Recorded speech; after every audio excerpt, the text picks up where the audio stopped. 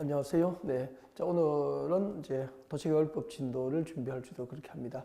우리 지난주까지, 우리 토지공법에서 그 국토의 계획 및 이용에 관한 법률을 학습을 했었죠. 자, 오늘 이제 그 도시개발법을 학습하게 될 텐데, 먼저 그 도시개발법이 이제 어떻게 만들어졌는지 그 과정을 잠깐 볼 수 있도록 그렇게 하고요.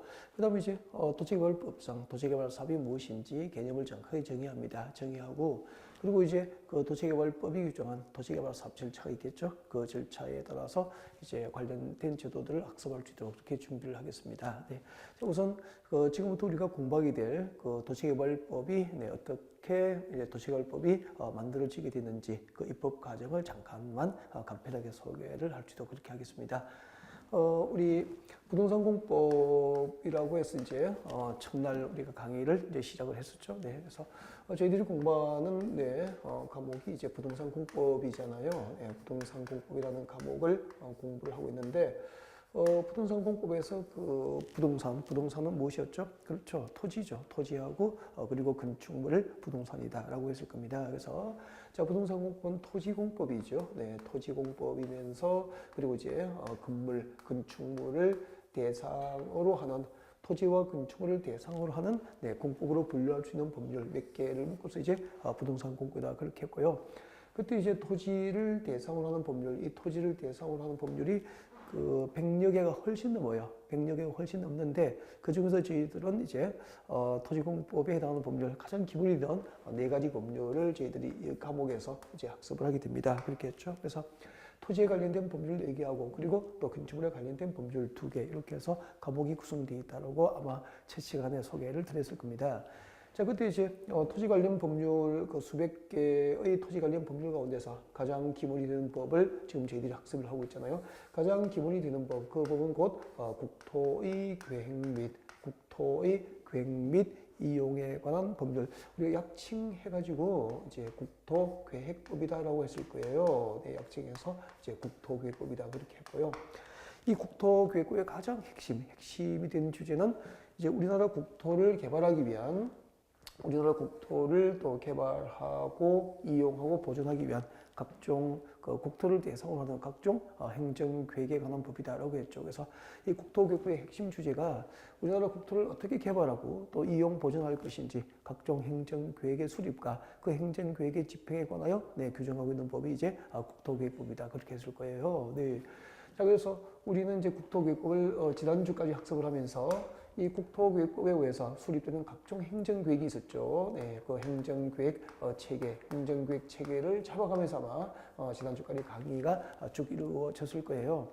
자, 이렇게 우리나라 국토를 대상으로 하는 각종 행정계획. 자, 최고의 국토계획은 이제 국토종합계획이 있었죠. 네, 국토종합계획이라고 있었고, 국토종합계획이 있었습니다. 네.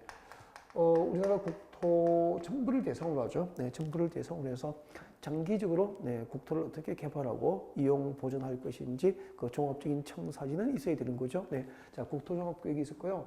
그다음에 이제 국토종합계획에 부합될 수 있도록 그 이웃하고 있는 2개 이상의 도시를 묶어줍니다. 그럼 2개 이상의 시 또는 군 관할 구역 전부나 일부를 하나의 단위로 묶어주면 무엇이죠? 그렇죠. 광역계획권 그렇게 했었죠. 그 지정된 광역계획권 단위로 다시 이제 광역도시계획이 수립됩니다. 그렇게 했고요.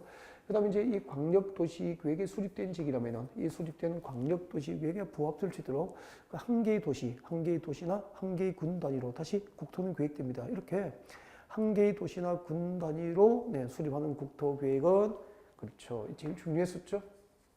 도시군 계획이다라고 했었죠. 도시군 계획이 됩니다. 그러니까 그 한 개의 도시나 한 개의 군 관할 구역을 단위로 해서 이제 도시군 계획이 수립되기 때문에 우리 서울 같은 경우에는 이제 서울시 관할 구역 전부를 대상으로 해서 서울시 도시 계획이 있는 것이고 가운데 평창군은 평창군 관할 구역 전부를 대상으로 해서 평창군 군 계획이 있는 겁니다라고 하게 되죠.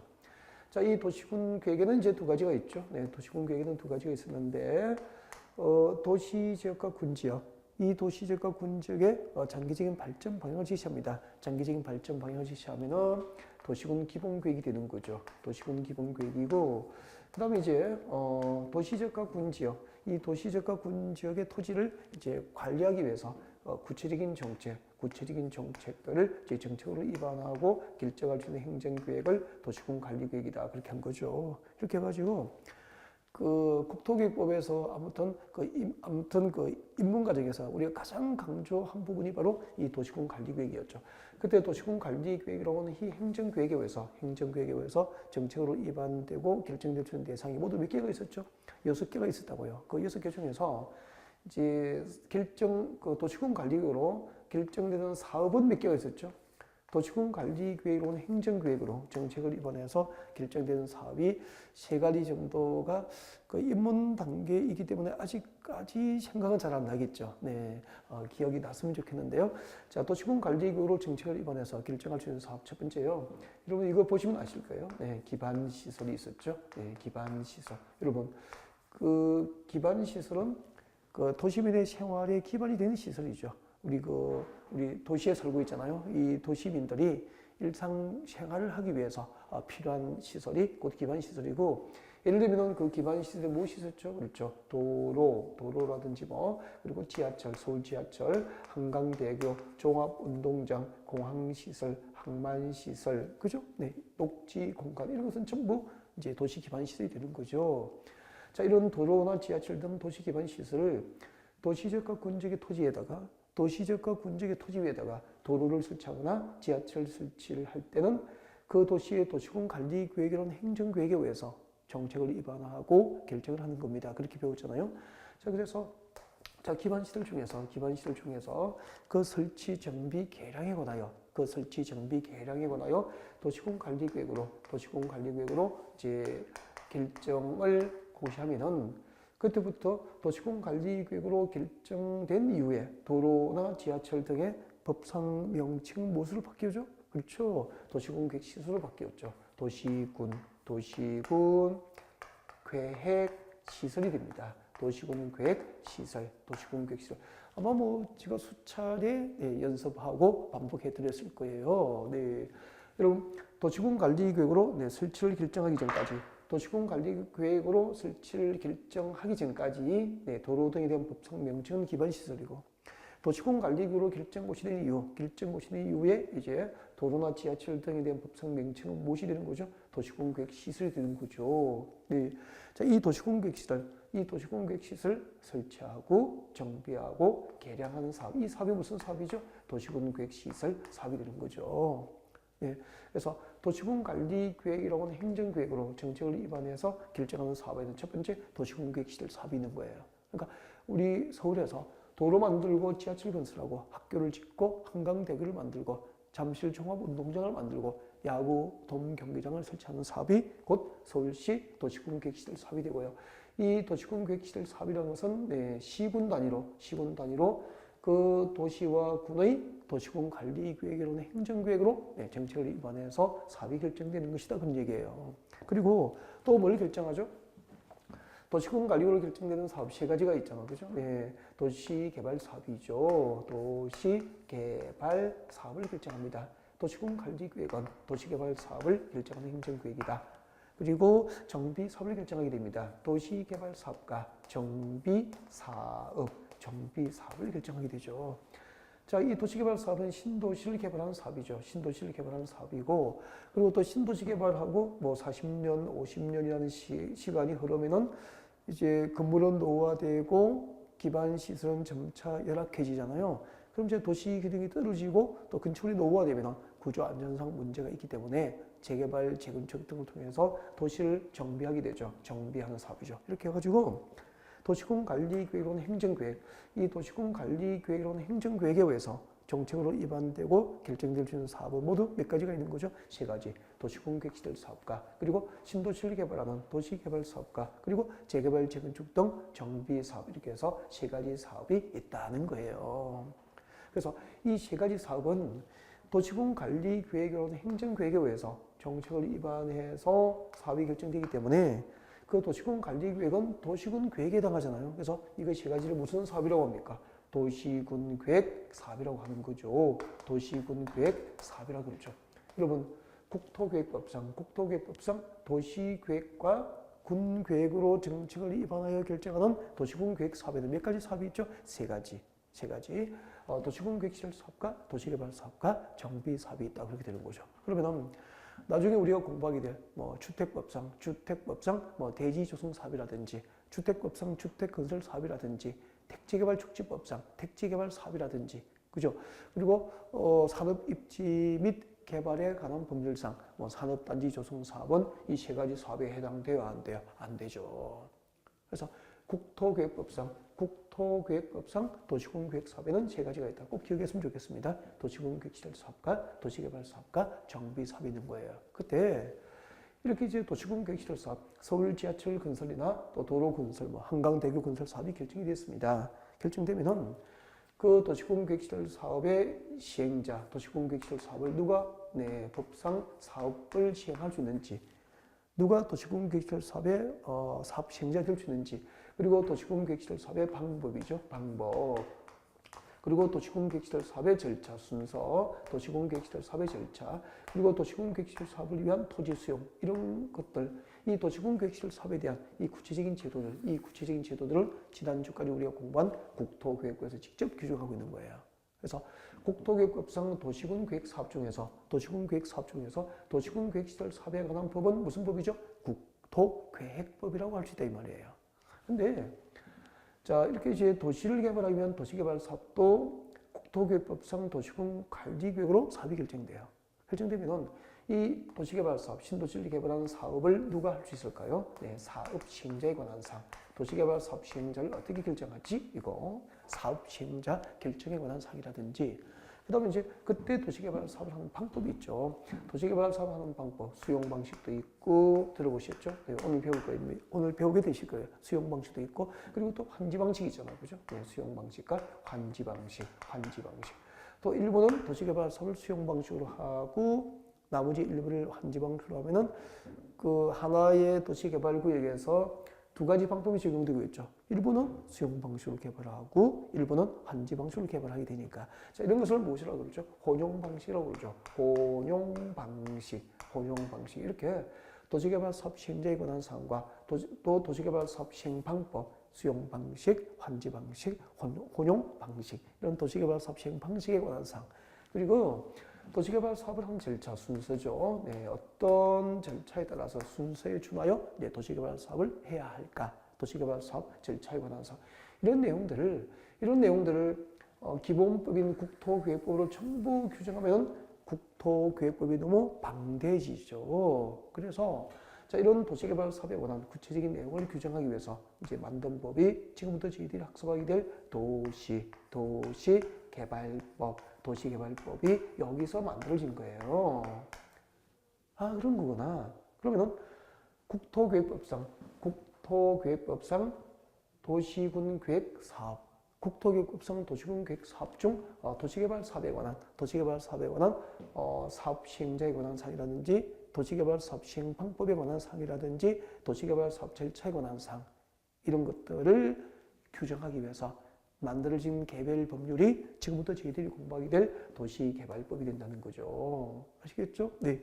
그래서 국토계획법상 도시군계획 사업 중에서 도시군계획시설 사업에 관한 사항을 규정하고 있는 법은 국토계획법이고, 도시개발 사업에 관하여 구체적인 사항을 규정하고 있는 법은 도시개발법이 되는 거예요. 그리고 이제 정비사업이 결정되면은 그 정비사업 똑같겠죠? 네, 그 정비사업의 시행자, 정비사업 시행자. 주로 이제 그 재개발조합이나 재건축조합 등이 나중에 이제 재개발조합과 재건축조합이 주로 이제 그 정비사업의 시행자가 됩니다. 그 조합에 관한 사항이라든지 뭐, 그리고 정비사업의 방법이라든지 정비사업의 방법, 그리고 또 그 도시개발법에서 환지 처분을 한다면은 우리 재개발 재건축이 끝나면은 그 재개발 재건축으로 새로 조성된 대지라든지 뭐 또 새로 건축된 건축물을 조합원에게 분양해 줘야 되죠. 그때 분양 처분할 내용을 미리 정한 계획이 있습니다. 그 분양 처분할 사항을 미리 정한 계획이 이제 관리 처분 계획이라고 있습니다.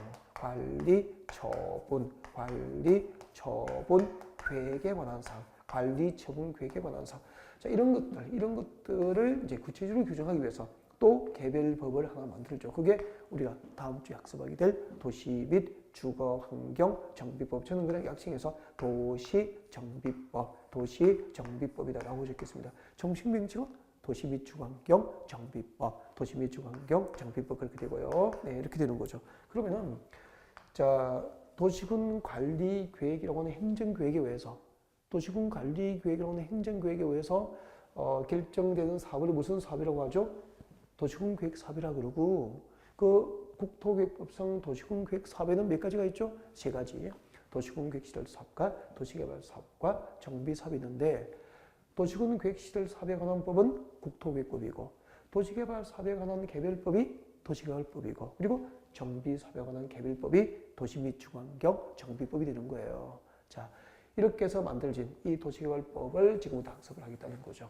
그러니까 우리는 이제 입문 과정이기 때문에 그냥 도시개발법을 공부하는 게 아니고요. 이 도시개발법이 어떻게 만들어지게 됐는지 그 과정을 이제 잠깐 이해를 도와드리기 위해서 여러분께 설명을 드린 거고요. 그럼 지금부터 이제 본격적으로 이 법, 도시개발법이죠. 이 도시개발법이 규정한 이제 도시개발 사업 절차에 따라서 이제 학습을 해야 될 텐데 제일 먼저 이제 본격적으로 그 도시개발 사업이 규정한 그 도시개발 사업을 도시개발법을 공부하기 전에 제일 먼저 이제 도시개발 사업이 무엇일까라고 하는 것을 이야기를 좀 해야 되겠다는 거죠. 기초과정이니까 도시개발 사업, 이 도시개발 사업이 무엇인지 좀 개념을 정의합시다. 도시개발 사업이 무엇인지 개념을 좀 설명드리고 그 다음에 이제 도시개발법이 규정한 그 도시개발 사업 절차에 따라서 이제 관련 제도를 학습하게 되고요. 아마 오늘 그 도시개발 사업이 무엇인지 이제 여러분께 설명을 드리고 나면은 그 가장 중점을 둬서 오늘 학습하게 될 주제가 그 도시개발 사업 방법입니다. 아까 세 가지 방법을 잠깐 보셨죠? 네, 수용 방식하고 네, 환지 방식. 그래서 이 혼용 방식 이렇게 세 가지가 있는데 그 중에서 오늘은 네, 수용 방식하고 환지 방식. 특히 이제 환지 방식에 대한 개요를 여러분에게 설명해 주는 방법에 아마 중점을 두고 네, 학습이 이루어지게 될 겁니다. 네. 자, 수용 방식과 환지 방식 기대를 해도 좋을 것 같고요. 자, 그러면은 지금부터 이제 도시개발법이 규정한 도시개발 사업의 절차, 과정이 있겠죠. 그 도시개발 사업 절차, 과정에 따라서 네, 관련 제도들을 하나씩 학습할 수 있도록 그렇게 준비를 좀 해보겠습니다. 자, 도시개발법이 규정한 도시개발 사업 절차에 따라서 관련 제도들을 공부할 수 있도록 그렇게 준비를 할게요. 자, 도시개발법이 규정한 도시개발 사업의 절차, 과정이에요. 자, 도시개발 사업의 절차 그 과정을 볼 수 있도록 그렇게 하겠습니다. 우리 서울에서 이제 계획적인 신도시 개발이 필요합니다. 계획적인 신도시 개발이 필요한 지역에 대해서 이제 제일 먼저 하는 것이 우리 서울시에서 계획적인 신도시 개발이 필요한 지역에 도시 개발 구역을 지정합니다. 도시 개발 구역을 지정하여 고시를 하게 되죠. 이게 이제 도시개발법상 도시개발 사업의 첫걸음이다라고 볼 수 있어요. 계획적인 신도시 개발이 필요합니다. 그 계획적인 신도시 개발이 필요한 지역에 대해서 도시개발법에 의해서 도시개발구역으로 지정하여 네, 공식적으로 네, 도시개발구역 지정을 대외적으로 고시하게 되죠. 이렇게 도시개발구역 지정을 고시하면서 동시에 도시를 개발하기 위한 도시개발 사업계획을 수립합니다. 도시개발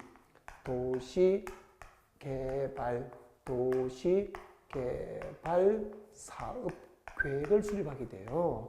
이 도시개발 사업계획을 수립해서 도시개발 사업계획을 수립하여 네, 공식적으로 고시를 하게 됩니다. 자, 이렇게 도시개발구역을 지정하는 것하고 이 도시개발 사업계획을 수립하면서 동시에 이루어져요. 동시에 이제 도시개발구역 지정을 하면서 동시에 도시개발 사업계획을 수립해서 고시하게 되는 거죠. 이 도시개발 사업계획을 앞으로 약칭해서 무엇이라고 하냐면은 이것을 개발계획이라고 합니다. 개발계획이라고 하죠. 도시개발 사업계획을 약칭해서 무엇이라고 하죠? 개발계획이라고 합니다. 개발계획. 자, 그러면은 일단 이렇게 해서 이제 계획적인 신도시 개발이 필요한 지역에 대해서 도시개발구역 지정을 하면서 그 도시개발구역으로 지정된 지역을 개발하기 위한 개발계획을 수립해서 고시를 하게 돼요. 자, 이렇게 개발계획 수립이 고시되면 그 다음에 이제 도시개발 사업 시행자, 누가 도시개발 사업을 하게 될지 도시개발 사업 시행자를 결정하게 됩니다. 도시개발 사업 시행자를 결정하게 되는데 오늘 그 도시개발 사업 시행자를 저희들이 구체적으로 들어가서 학습하지는 않아요. 하지 않고 그때 도시개발 사업 시행자는 국가 등 공공시행자, 국가라든지 뭐 지방자치단체, 국가 등 공공시행자가 네, 도시개발 사업 시행자로 네, 결정될 수도 있고요. 그다음에 이제 민간이 있죠. 뭐 도시개발구역 안에 그 토지를 소유한 토지 소유자라든지 또 그 토지 소유자들이 도시개발 사업을 목적으로 만든 도시개발 조합이 있습니다. 도시개발 조합이라든지 이렇게 국가 등 공공시행자와 조합 등 민간시행자 중에서 아무튼 도시개발 사업 시행자는 결정이 됩니다. 자, 이제 국가 등 공공시행자와 토지 소유자 조합과 같은 토지 소유자나 조합과 같은 민간 시행자 중에서 사업 시행자 결정이 되고요. 자, 이렇게 시행자가 결정되면은 그 시행자로 결정된 자가 이제 사업을 실시하기 위해서 도시개발 사업을 실행하기 위해서 세부적인 사업 계획을 준비하게 됩니다. 이렇게 시행자로 결정된 자가 이제 사업을 실행하기 위해서 작성하는 세부적인 사업 계획을 실시계획이라고 합니다. 실시계획. 그래서 실시계획은 누가 작성하죠? 시행자. 도시개발 사업 시행자로 결정된 자가 사업을 실시하기 위해서 작성하는 사업계획을 이제 실시계획이라고 하고 이 작성된 실시계획대로 사업을 해도 좋은지 인가권을 가지고 있는 그 도시개발구역 지정권자로부터 실시계획 인가를 받아야 돼요. 인가를 받고 지정권자가 실시계획 인가를 하면은 그 인가 고시된 인가를 하면은 이제 실시계획 인가 했음을 공식적으로 고시하게 됩니다. 이를 이제 실시계획 인가 고시라고 해요. 아무튼 도시개발 사업 시행자 결정되면은 그 사업 시행자로 결정된 자가 사업을 실행하기 위한 세부적인 사업계획을 준비해서 인가를 받고 고시하는 절차가 있어야 된다는 얘기고요. 자, 이렇게 실시계획 인가 고시했으면 그때부터 이제 본격적으로 사업 시행, 도시개발 사업 시행에 들어가게 되고요. 여기서 이제 도시개발 사업 시행 방법이 나누어지게 됩니다. 어떻게 나누어지냐 하면은 수용 방식과 환지 방식으로 나누어지죠. 수용 방식으로 도시개발 사업을 할 수도 있고 또 일부 환지 방식으로 도시개발 사업을 할 수도 있고요. 자, 수용 방식과 환지 방식으로 나누어지게 되는데 이제 도시개발 사업 일부는 수용 방식으로 하고 나머지 일부를 환지 방식으로 개발하면 이를 아까 무슨 방식으로 그렸죠? 혼용 방식 이렇게 하게 되는 거죠. 그래서 오늘은 아마 이 수용 방식과 환지 방식의 완 절차 위주로 이제 강의를 많이 풀어가게 될 겁니다. 자, 일단 도시개발법상 도시개발 사업 절차가 어떻게 진행되고 있는지 그 과정을 잠깐 살펴봤고요. 자, 수용 방식과 환지 방식의 완 절차는 나중에 별도로 우리가 볼 수 있도록 그렇게 하고요. 일단 다시 앞으로 가가지고 이런 거 아까 제가 이쪽에서 도시개발법의 완 도시개발 사업이 무엇인지 좀 개념을 정의하면서 시작을 합시다라고 했을 거예요. 그래서 지금부터 도시개발법상 도시개발 사업이 무엇일까라고 하는 그 개념 정의부터 시작을 해볼 수 있도록 그렇게 할게요. 여러분 교재 186페이지죠. 입문서 교재 그 186페이지 보시면은 그 도시개발법 용어 정의가 나와 있죠. 나와가지고 1번에 보시면은 이제 도시개발구역 나와 있고요. 그 다음에 2번에 무엇이 나와 있죠? 네, 도시개발 사업이 나와 있습니다. 그래서 이 도시개발 사업이 무엇인지 여러분이 지금 개념을 한번 읽어보셔도 이거 도시개발 사업이 무엇인지 이해는 잘 안 될 거예요. 네, 그래서 도시개발법이 규정한 도시개발 사업이 무엇인지에 대해서 개념 정의를 좀 명확하게 하는 것으로 그렇게 해서 시작을 좀 해보겠습니다. 여러분 도시개발 사업이 무엇일까요? 네, 개념 설명 좀 드릴게요. 네, 아까 교재는 몇 페이지 참고하라고 그랬죠? 네, 186페이지 참고하시면 되고요. 자, 186페이지는 여러분이 참고하시면 돼. 참고하시고 일단은 네, 화면 보시면서 저와 같이 도시개발 사업이 무엇일까라고 하는 개념 정의를 같이 했으면 좋겠습니다. 여러분 여기 서울입니다. 서울이라고 가정을 좀 합시다 하고 우리 국토교육부에서 이렇게 배웠죠. 그 서울시 관할구역에 있는 토지 있죠. 이 토지는 그 토지의 기능과 특성에 따라서 용도별로 종류가 크게 나누면 몇 가지가 있죠. 그렇죠. 4개의 용도지역이 있습니다. 서울시 관할구역 안에 있는 토지는 용도별로 4가지 정도가 있죠. 자, 주거지역이 있고요. 많이 들어보셨죠? 네, 주거지역도 있고 상업지역이 있습니다. 상업지역도 있고 그리고 공업지역도 있고 그리고 녹지지역 이렇게 나누어진다고요. 그리고 이 녹지지역이 세분되면 녹지지역을 다시 세부적으로 나누면 녹지지역은 몇 개가 있습니까? 3개의 녹지지역이 있습니다. 이제 그 녹지지역 세분 종류 있죠. 이거 3개는 이제 나중에 1월달 기본 이론 할 때 이제 배울 거예요. 그래서 미리 뭐 예습하는 것도 괜찮죠. 네, 할게요. 보전 녹지력이 있습니다. 보전 녹지력이 있고, 그리고 이제 생산 녹지력도 있고, 생산 녹지력도 있고, 그리고 자연 녹지적, 자연 녹지적 이렇게 있다고요. 그래서 도시지역 안에 있는 토지, 서울에 있는 땅은 주거지역, 상업지역, 공업지역, 녹지지역 이렇게 4개의 용도별로 종류가 구분되어 있고요. 이 주거지역, 상업지역, 공업지역, 녹지지역이 다시 세분되면은 도시지역 안에 모두 몇 개가 있다고 그랬죠? 그렇죠. 16개. 도시지역 안에 있는 토지의 종류는 네, 용도별로 16개의 용도적으로 네, 용도가 구분되어 있습니다. 그렇게 배웠을 거예요. 네. 자, 이렇게 도시적 16개의 용도지역 가운데서 보전 녹지지역이 있죠. 이 보전 녹지지역은 유일하게 이제 도시개발법상 도시개발이 허용이 안 돼요. 그러면은 도시적 16개 용도지역 가운데서 보전 녹지지역은 도시개발이 허용되지 않는다는 것은 나머지 15개의 용도지역 안에서 도시개발법상 도시개발 사업이 법적으로 허용된다는 거잖아요. 네. 자, 그러면은 무엇이 도시개발 사업일까라는 거죠. 그 개념을 정의하려고. 여러분, 공업지역이 있죠.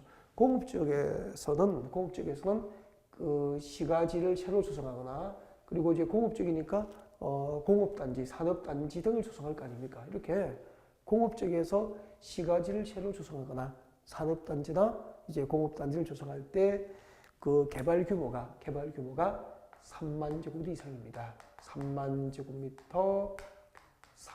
제곱미터 이상이면 그게 도시개발법상 도시개발 사업으로 개발되는 거예요.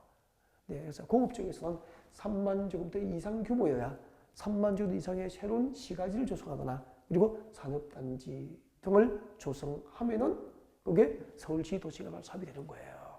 이렇게 전국 모든 네, 도시지역에서 공업지역은 3만 제곱미터 이상 규모로 네, 각종 산업단지 등이 조성되거나 시가지가 조성되면 그것이 곧 도시개발법상 도시개발 사업이 되는 거라는 거죠. 그리고 이제 공업지역을 제외한 나머지 용도지역, 우리 상업지역은 유통단지, 뭐 상업단지가 새로 조성될 거 아니에요?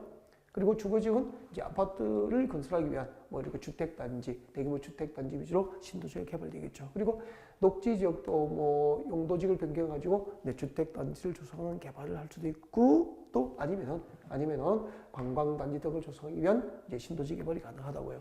자, 공업지역은 3만 제곱미터고요. 도시지역 안에서 공업지역을 제외한 나머지 용도지역은 전부 만 제곱미터입니다. 1만 제곱미터 이상.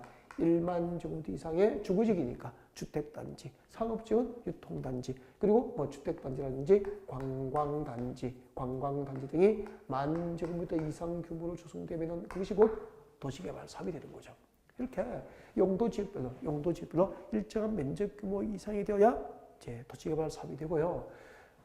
도시개발 사업이 되면은 그 사업은 무엇을 결정합니까? 그렇죠. 그 도시지역과 군지역의 도시공 관리 계획이라는 행정계획으로 그 3만 제곱미터 이상인 네, 공업적의 도시개발 사업과 그리고 공업적 이외의 만 제곱미터 이상인 도시개발 사업을 도시공 관리구로 정책을 입안해서 사업이 결정되는 거예요. 그러면 우리 서울시에서 지금 여러분이 살고 계시는 그 아파트 있죠. 그 대규모 이제 이렇게 아파트 단지로 조성되어서 네, 입주를 하신 지역이라면은 그 아파트 단지를 조성하기 위한 그 규모가, 개발 규모가 주택단지 조성을 하기 위한 그 규모가 만 제곱미터 이상이었다면 바로 지금 여러분이 살고 계시는 그 아파트 단지는 서울시 도시개발 사업으로 개발됐다고 보시면 되는 거예요. 이렇게 공업지역은 3만 제곱미터 이상의 새로운 시가지나 공업단지가 조성되거나 나머지 용도지역은 만 제곱미터 이상의 주택단지, 유통단지, 관광단지 그리고 정보통신 뭐 단지 등등 각종 단지를 조성하거나 시가지가 새로 조성되는 것을 도시개발 사업이라고 한다는 얘기죠. 이제 도시개발 사업이 무엇인지 명확하게 개념하셨죠. 네. 그리고 이제 도시적 외의지역 있잖아요. 행정구역은 서울시인데 도시적이 아닌 곳이 있다고, 관리적인 곳도 있을 거 아니에요. 이렇게 도시적 외의지역입니다. 자, 도시적 밖으로 나오면은 도시적 외의 지역, 도시적 밖이죠. 자, 도시적 외의 지역에서는 네, 그 도시개발법상 도시개발 사업이 되기 위해서는 네, 각종 단지, 뭐 그리고 시가지 조성 사업 규모가 여기서는 이제 30만 제곱미터 이상의 원칙이에요. 30만 제곱미터 이상의 대규모 개발 사업만 도시개발법상 도시개발 사업이 될 수 있는 거예요. 도시지역 중에서 공업지역은 3만 제곱미터 이상, 나머지 용도지역은 1만 제곱미터 이상, 그리고 보전 녹지지역은 도시개발이 허용되지 않습니다. 그리고 이제 도시지역 밖에서는 30만 제곱미터 이상의 대규모 시가지가 새로 조성되거나 각종 정보통신단지, 주택단지, 산업단지, 유통단지 등을 중심으로 새로운 개발 행위가 이루어진다면 그것이 곧 도시개발법상 도시개발 사업이 된다는 거예요. 네, 자 이렇게 이제 도시개발 사업이 결정이 되면은 이제 이 지역, 이 사업이 결정된 지역을 계획적으로 신도시를 개발하기 위해서 이제 서울시에서 여기다 뭘 지정하는 거죠? 도시개발법상 도시개발구를 지정을 하면서 이 도시개발구역이 지정된 지역을 계획적으로 개발하기 위해서 이 지역에 대한 개발계획을 동시에 수립해서 고시하게 된다는 거죠. 앞으로 계획적인 신도시 개발이 필요한 지역에 대해서 도시개발법상 도시개발구역을 지정하려면 동시에 그 지역에 대한 개발계획 수립을 고시해야 한다는 얘기죠. 이렇게 해가지고 개발계획까지 수립이 다 되면은 그 다음 이제 사업 시행자를 결정하고 그 시행자로 결정된 자가 사업을 실시하기 위한 세부적인 사업계획을 수립해서 그 실시계획 인가가 나면은 이제 공사에 들어가고 그때 공사를 하는 방법은 두 가지잖아. 그죠? 수용 방식으로 도시개발 사업을 할 수도 있고 그리고 환지 방식으로 도시개발 사업을 할 수도 있고 그렇게 되는 거죠. 전체적인 기본적인 틀이 좀 갖춰진 것 같죠? 네. 도시개발법상 도시개발 사업이 무엇인지 그리고 도시개발 사업이 어떤 과정, 절차를 거쳐서 이제 도시개발 사업이 이루어지고 있는지 여러분들에게 지금 소개를 드리고 있는 거고요. 여기서 아까 여러분 그 도시지역 안에서 녹지지역은 몇 개가 있죠? 3개. 보전 녹지지역, 생산 녹지지역, 자연 녹지지역이 있는데 보전 녹지지역은 도시개발법상 도시개발 사업이 허용되지 않습니다라고 했잖아요. 그죠? 그 이유가 뭘까요? 그래서 우리 녹지지역은 어차피 1월달에 배워야 되니까 이거를 미리 잠깐 녹지지역을 좀 학습을 좀 구체적으로 하고 그 다음에 이제 진도를 받아갈 수 있도록 그렇게 준비를 하고 싶습니다. 그래서 자 보전 녹지는 왜 도시개발이 허용되지 않을까요? 네, 그래서 자 녹지지역을 잠깐만 좀 학습을 할 수 있도록 그렇게 할게요. 여러분 이렇게 생각하시면 되죠. 우리 그 서울시 외곽에 보이는 산지 있잖아요. 이 산지는 대부분의 용도지역이 뭐죠? 녹지지역이죠. 서울시 외곽에 보이는 산지는 대부분의 용도지역은 녹지지역이다 그렇게 할 수 있죠. 자 그러면은 여기가 여러분 서울시가지입니다. 여러분이 살고 계시는 아파트 단지예요 여기가. 네, 서울시가지고 그리고 이제 여러분 아파트 뒤쪽에 산이 있다고 가정합시다. 이게 관악산도 좋고 북한산도 좋고 청계산도 좋고 수락산도 좋고 뭐 네, 자 서울시 주변의 산지인데 이 산지는 대부분의 용도지역이 뭐죠? 녹지지역으로 지정되어 있죠. 네, 대부분 용도지역이 녹지지역이다 그렇게 볼 수 있고요. 이 녹지지역의 종류가 몇 가지가 있죠? 아까 3가지의 녹지지역이 있습니다. 그렇게 했었죠? 네, 3가지의 녹지지역이 있다고요. 자, 보전 녹지지역이 있고요. 보전 녹지지역이 있습니다. 보전 녹지 그리고 이제 생산 녹지 그리고 자연 녹지지역 이렇게 용도지역이 3군데거든요. 녹지지역은 보전 녹지지역과 생산 녹지지역과 자연 녹지지역이 있다는 거죠. 보생자 이렇게 되죠. 네. 자, 그때 자연 녹지지역은 법에 이렇게 규정되어 있습니다. 자, 불가피한 경우에 하나요. 네, 제한적이지만 네, 개발이 허용되는 용도지역이다라고 법으로 규정되어 있죠. 그래서 이제 자연 녹지지역에 대한 핵심 키워드가 뭐냐면은 핵심 키워드는 제한적 개발이에요. 녹지지역으로 묶여있기 때문에 그 개발이 자유롭게 허용되진 않아요. 자유롭진 않고 제한적 개발이에요. 제한적 개발이 네, 허용되는 녹지가 자연 녹지지역이에요. 그러면 우리 공법에서 그 국토교육법상 개발이 허가할 때 배웠죠. 개발이 뭐죠? 가장 대표적인 개발이 건축물을 건축하는 거잖아요. 그리고 건축물의 건축, 그리고 또 건축물을 건축하기 위한 건축물을 건축하기 위해서는 대지도 조성하고 이제 공장 용지 택지를 조성해야 되기 때문에 토지 형질 변경이 수반될 수밖에 없죠. 이렇게 건축물의 건축이나 또 건축물의 건축을 위한 대지 조성을 위해서 이제 토지 경질 변경 등이 이루어지는 이것을 개발이라고 하잖아요. 그래서 제한적이지만 자연 녹지적인 개발이 가능하니까 여기는 건축물이 건축되어 있다는 거죠. 그래서 우리 서울 녹지 지역 아파트 뒷산에 산 입구에 전원주택이 한두 개 보이고요. 그리고 또 등산로 이렇게 지나다 보면은 옛날부터 마을이 있는 곳이 있습니다. 산에도, 산 입구에도, 그죠? 네, 이런 곳이 곧 자연 녹지지역이에요. 물론 이제 고급 별장 등이 이제 이렇게 고급 빌라들이 위치한 곳도 있고 막 그럴 거예요. 그래서 자, 이런 아파트 뒷산, 산 입구, 등산로 입구에 전원주택이 한두 개 보이거나 옛날부터 이렇게 마을이 있었거나 그리고 고급 빌라 등이 한두 개쯤 보이는 지역은 자연 녹지지로 볼 수 있다고요. 개발이 자유롭지는 않지만 제한적 개발이 허용되는 녹지다 그렇게 볼 수 있죠. 네, 그래서 그렇게 자연 녹지를 이해하시면 되고요. 그럼 이제 생산 녹지지예요. 생산 녹지는 이때 생산이 농업적 생산입니다. 농업적 생산 그렇게 가는 게 좋죠. 자, 농업적 생산을 위해서 개발이 요구되어 있죠. 농업적 생산. 이 농업적 생산을 위해서 개발이 요구되어 있습니다. 농업적 생산을 위해서 개발이 유보된 용도지역이에요. 여러분, 유보라는 말의 뜻은 영원한 금지입니까? 일시적 금지입니까? 일시적인 금지잖아요. 그래서 농업적 생산을 위해서 개발이 유보된 곳이 생산 녹지지역이에요. 그러면 도시 주변에 농업적 생산이 가능하기 위해서는 일단 농지가 있어야 되죠. 그래서 머릿속에 상상하시라고 이미지를 과수원이 있거나, 그죠?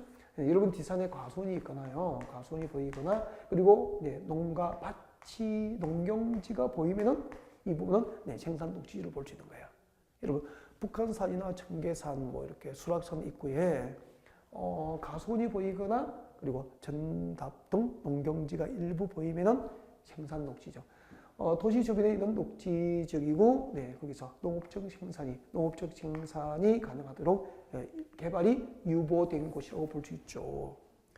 그러면 차이가 나죠. 자연 녹지적은 제한적이지만 지금 당장 개발이 허용돼요.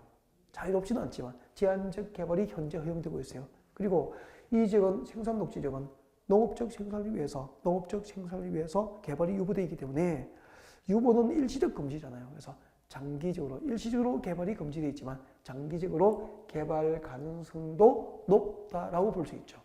근데 보존녹지적은 뭐냐면요. 보존녹지적은 이제 도시의 자연환경 보존이 목적이에요. 도시의 자연환경입니다. 이 도시의 자연환경 보존, 도시의 자연환경 보존이 목적이라고요.